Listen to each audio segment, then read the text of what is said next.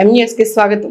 కపిలేశ్వరపురం మండలం నల్లూరు గ్రామంలో నూతనంగా నిర్మించిన శ్రీ భక్తాంజనేయ స్వామివారి ఆలయ ప్రతిష్ట కన్నుల పండుగ జరిగింది. ఈ నెల 15, 16 తేదీల్లో ఆలయం వద్ద వేద పండితులు మంత్రోచ్చరణల మధ్య గ్రామస్తుల సమక్షంలో స్వామివారికి విశేష పూజలు నిర్వహించారు. ఈ రోజు వేలాదిగా తరలివచ్చిన భక్తుల సమక్షంలో ఆలయ గర్భగుడిలో శ్రీ భక్తాంజనేయ విగ్రహ ప్రతిష్ట నిర్వహించారు. ఈ విగ్రహ ప్రతిష్ట కార్యక్రమానికి మండపేట వేగుల జోగేశ్వరరావు, జనసేన పార్టీ ఇన్ఛార్జి వేగుల లీలాకృష్ణ ప్రముఖులు స్వామివారిని దర్శించుకున్నారు. అనంతరం ఆలయం వద్ద భారీ ఎత్తున అన్న సమారాధనలు నిర్వహించారు.